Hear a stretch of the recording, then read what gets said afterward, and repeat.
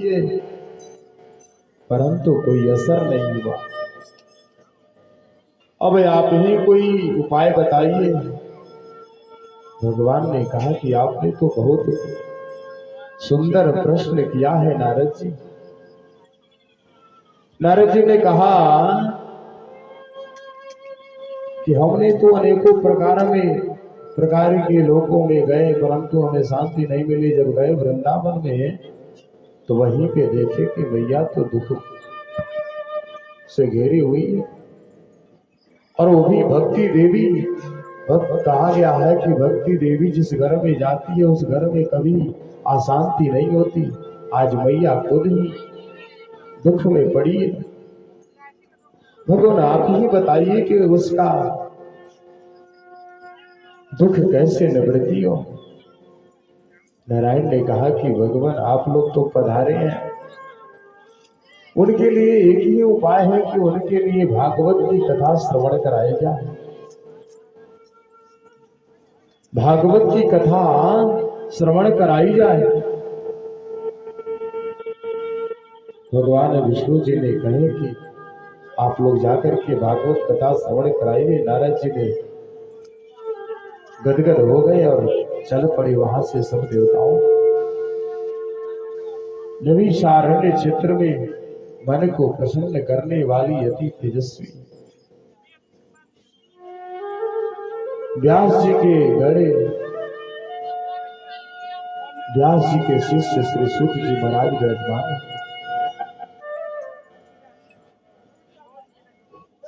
अब कथा श्रवण कराई कैसे जाए।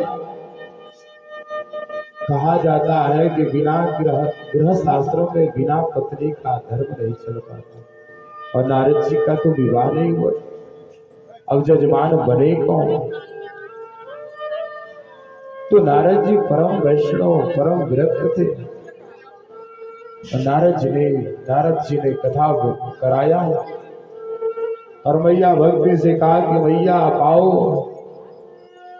आपके निमित्त कथा हम कर रहे हैं। मैया का आवाहन किए दोनों उपस्थित हो गए। कथा प्रारंभ हो गई।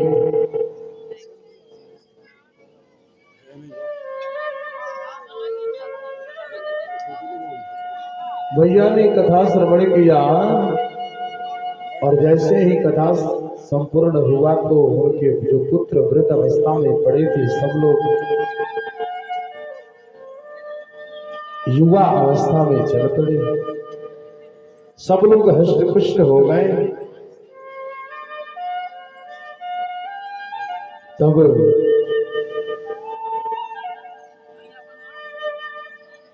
नारद जी ने मन में एक बार विचार किया। कथा तो हो गया लेकिन मन में विचार किए कि हमने तो एक बार विष्णु भगवान में झगड़ा लगा चुका हूं, अपने पिता ब्रह्मदेव में भी झगड़ा लगा चुका हूं। आज क्यों नहीं चलते हैं कैलाश पर्वत पे भगवान भोलेनाथ में ही और मैया पार्वती में ही झगड़ा लगा के आए। नारद जी ने मन में विचार बनाया। उन्होंने नारायण नारायण नारायण कहते हुए और कैलाश पर्वत पे पधारे। कैलाश पर्वत पे पधारे। मैया तो अपनी कुटिया में बैठी थी। मैया ने जब देखी नारद जी का आगमन हुआ, नारद जी से बोले कि अरे भगवान आप इतने दिनों बाद, क्या बात है भगवान, आप तो आजकल आना जाना बंद कर रखा है। नारद जी ने कहा कि क्या बात है ना भैया कि आजकल हमने आना जाना इसलिए बंद कर रखा है कि आजकल इस संसार के जितने लोग हैं सब लोग स्वार्थी हो गए हैं। और सच कहता हूं भैया, जो स्वार्थी होते हैं उसके घर में हम तो कभी नहीं जाते। और आजकल की ऐसी स्थिति बन गई, सुर नर मुनि सबके यह रीति, स्वार्थ लागी करे सबके। सब लोग स्वार्थ में पड़ गए। और इसलिए हम कहीं आना जाना बंद कर रखा।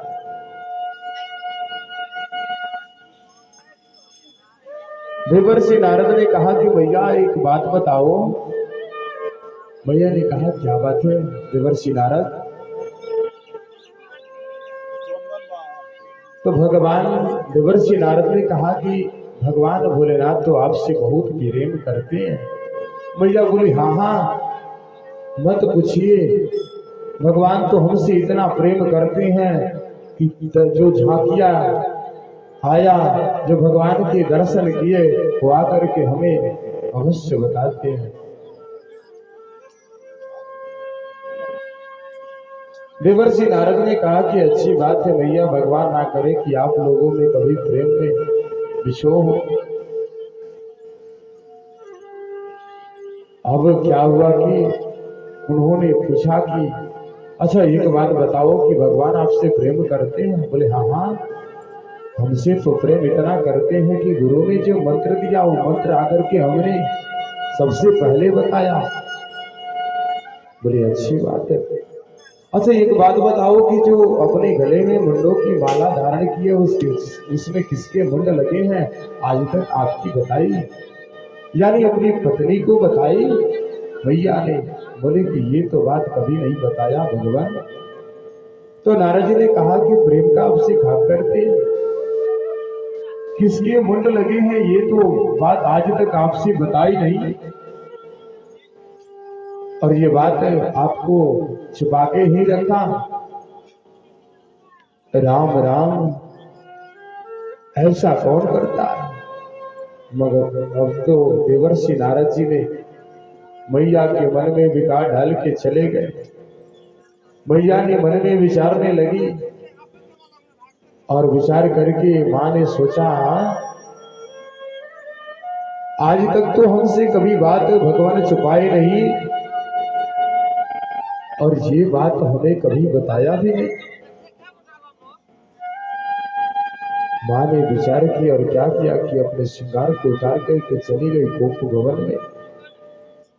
पहले की जो कुटिया लोग निर्माण करते थे उसमें औरतों की रुठने की एक भवन बनवाया जाता था, उसे नाम था गोप भवन। उसी में मैया ने चली गई।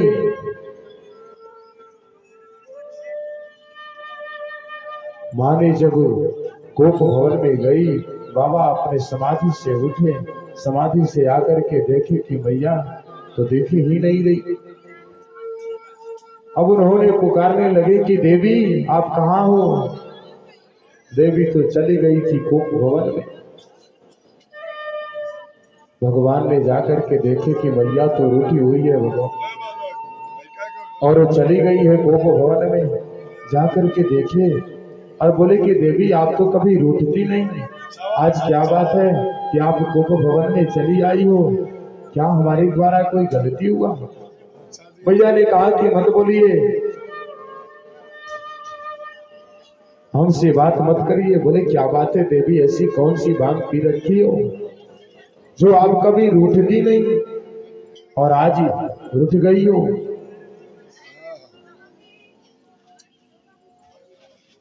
मैया ने कहा कि अच्छा एक बात बताओ,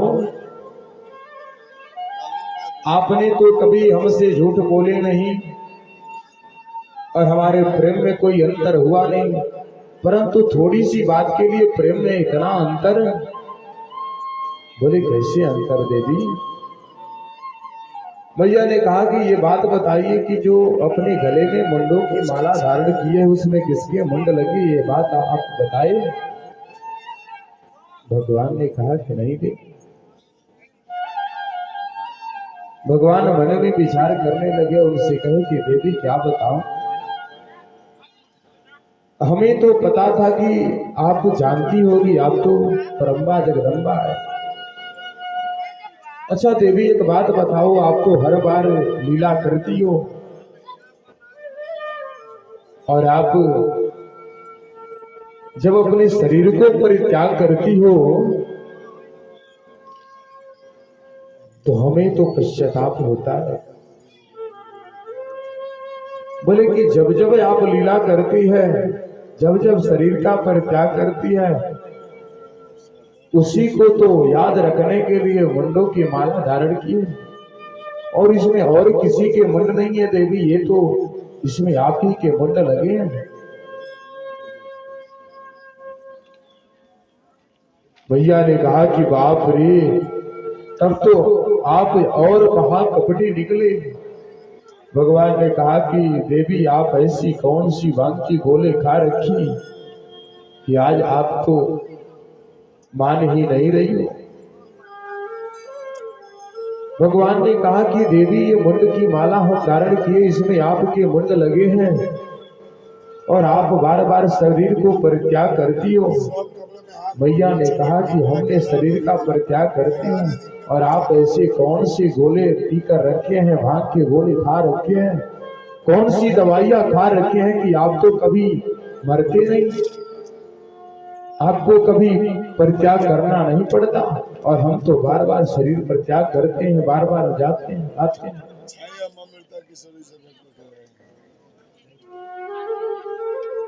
अब भगवान भोलेनाथ ने कहा कि भैया हमने तो अमर कथा का पान किया है, अमर कथा का पान किया, इसलिए हमने कभी मरते नहीं। अब देखिए भैया ने बड़े विनम्रता से बोली, भगवान जो आप अमर कथा का पान किए हैं वह कथा हमें भी तो श्रवण कराइए, क्योंकि जब जब हम अपना शरीर को परित्याग करती हूँ हमें भी तो कष्ट होता है। भगवान मैं आपसे हाथ जोड़ करके कर जोड़ करके निवेदन करती हूँ भगवान कि आप हमें उस कथा का पान कराइए। भगवान भोलेनाथ ने विनती सुने और बोले कि देवी कथा तो श्रवण कराएंगे, परंतु एक हमारा नियम है। बोली क्या नियम? तो नियम हमारा यही है, नियम हमारा यही है, हम तो नेत्र विधानम करके नेत्र को बंद करके कथा श्रवण कराएंगे, परंतु आप कथा सुन रही हो कि नहीं हमें क्या मालूम, हमें कैसे पता चलेगा। तो भगवान भोलेनाथ ने मैया से कहा कि कथा आप श्रवण करोगी ये हमें कैसे पता चलेगा,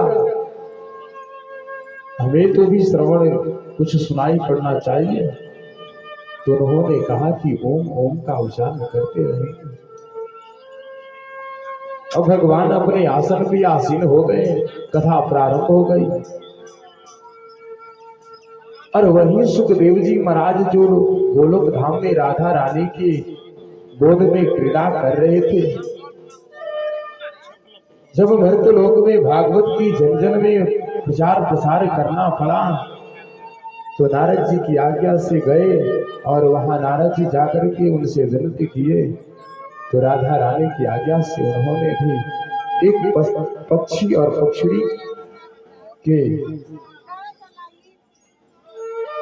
जिनके माता पिता थे पक्षी और पक्षड़ी, उसी पक्षड़ी के गर्भ में प्रवेश किए और वहीं सुखदेव जी महाराज कैलाश पर्वत पर आए। उनके माता पिता कैलाश पर्वत पे पड़े, एक बार जोर की आंधियां आई और उनमें उनके माता पिता विलीन हो गए। माता पिता उन्होंने पता नहीं कहाँ चले गए और पीछे पड़ा अंडा। भगवान की कथा इधर हो रही थी, प्रारंभ हुआ। भैया ने तो ओम ओम का उच्चारण करने लगे। जैसे कथा में विदुर जी की कथा आई और कथा को श्रवण कराए, भगवान ने सुदामा चरित की कथा श्रवण कराए और जैसे ही जयकारा लगाए जोर से,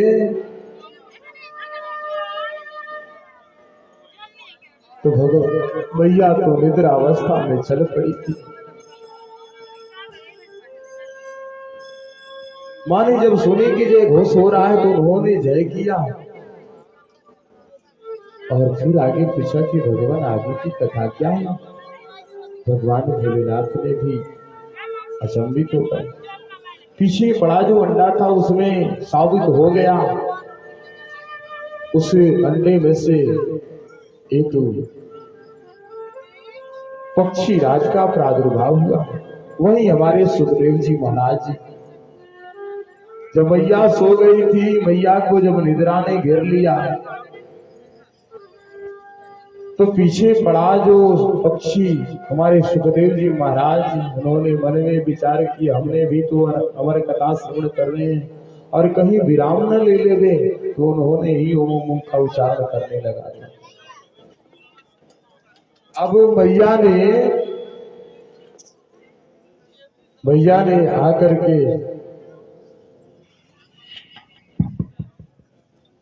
जब सो गई भैया, तो भैया ने जब निद्रा से उठी बोली कि भगवान आगे की कथा श्रवण कराइए। भगवान बोले कि कथा तो हमने श्रवण करा दिया। कैसी कथा? भगवान ने कहा कि हमने कथा श्रवण कराया, आपने सुनी नहीं, फिर ओम ओम का उच्चारण कौन किया? तो पीछे पड़ा अंडा, उससे प्रादुर्भाव हुआ जो हमारे पक्षी राज भगवान सुखदेव जी महाराज। भगवान भोलेनाथ ने देखे कि पीछे बैठ करके कथा श्रवण किया।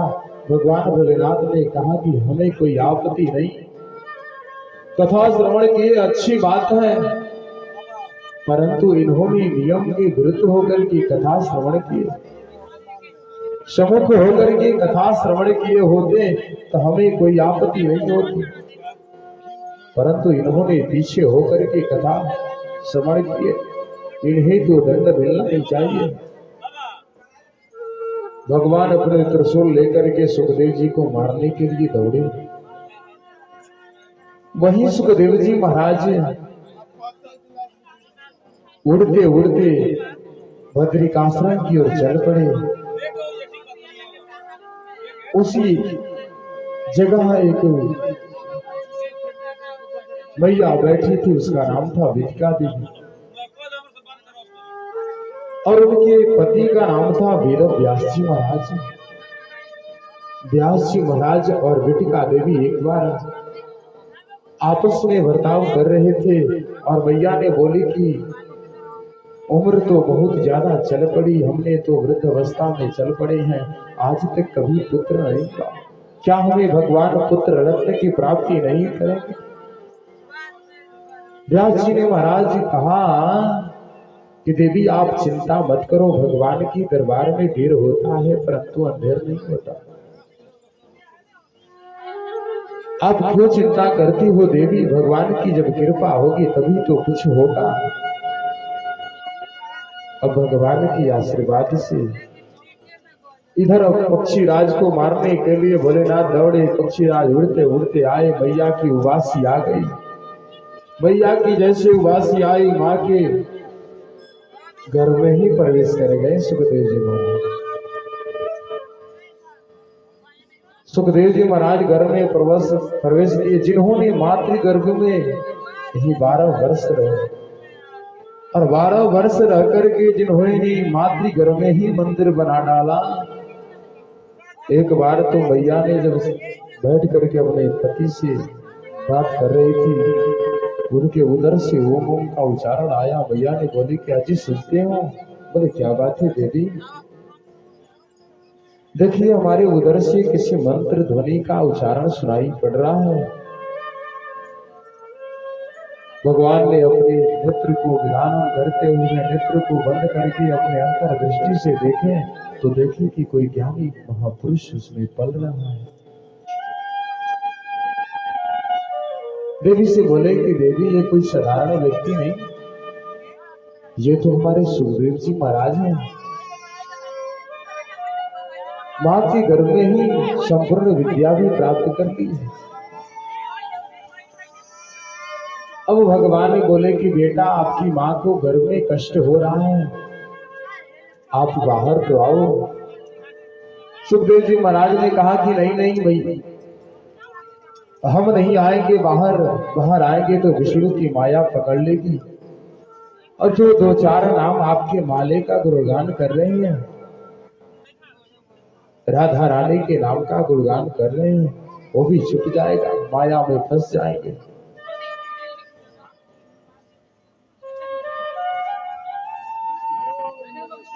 भगवान ने कहा कि नहीं नहीं, हम नहीं आएंगे, हम तो यहीं पे रहेंगे। 12 वर्ष के बाद उन्होंने जन्म लिया। जन्म लेते ही जिन्होंने संन्यास धारण कर लिया, भैया जन्म लेते ही जिन्होंने संन्यास धारण कर लिया, ना संसार से मतलब ना किसी और से मतलब, उन्होंने अरण्य की ओर चल पड़े, जंगल की ओर चल पड़े।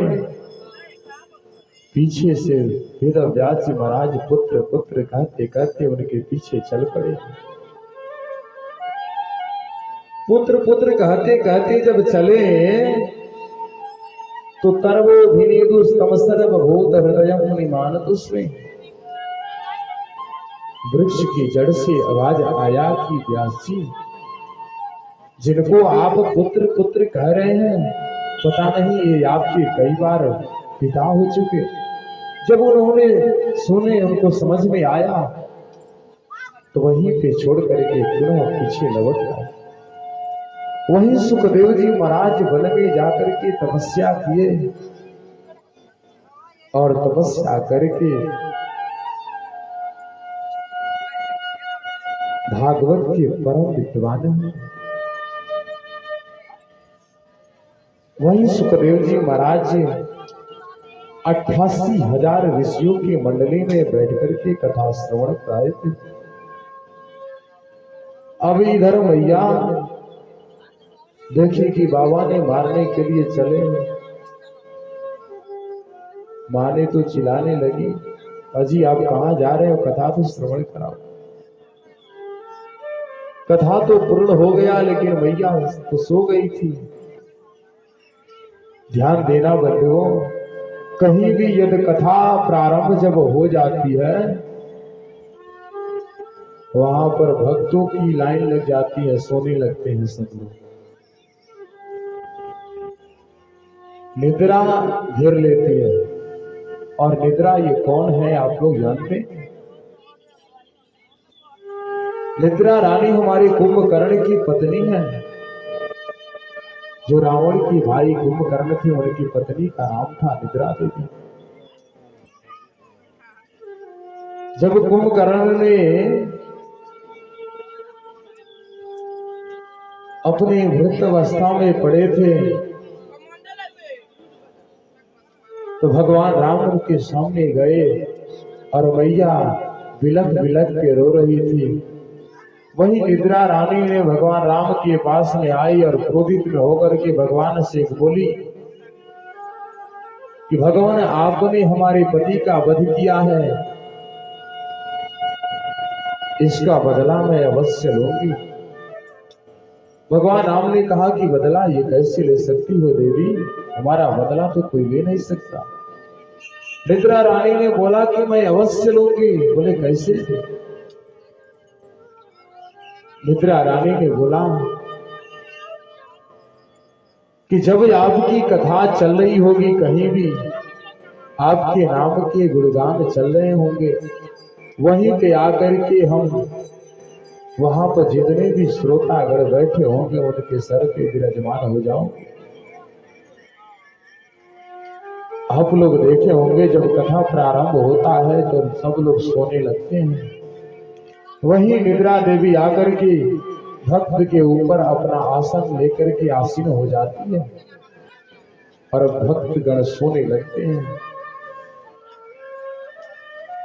तो राम जी ने कहा कि अच्छी बात है देवी, आपने तो हमारे भक्तों के ऊपर आकर के विराजमान हो जाओगी, परंतु जब सोने लगेंगे तो हमारा भी एक वचन है, जब जैसे आकर के आप हमारे भक्त के ऊपर आसीन हो जाओगी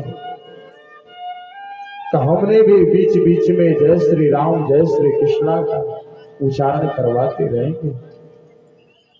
इसलिए आप लोग देखे होंगे कि जब भी कोई कथावाचक या कथावाचिका कथा कर रही होती है तो बीच बीच में भगवान राम की जय घोष, भगवान श्री कृष्ण की जय घोष लगाती रहते हैं। यही निद्रा रानी ने मैया पार्वती के ऊपर भी अपना आसन जमाया था। तब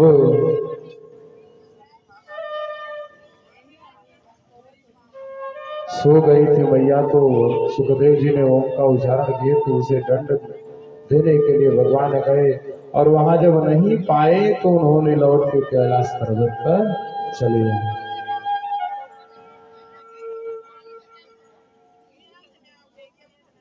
चलिए मेरे बंधुओं, एक बार सब लोग मिलकर के भगवान की संकीर्तन करें।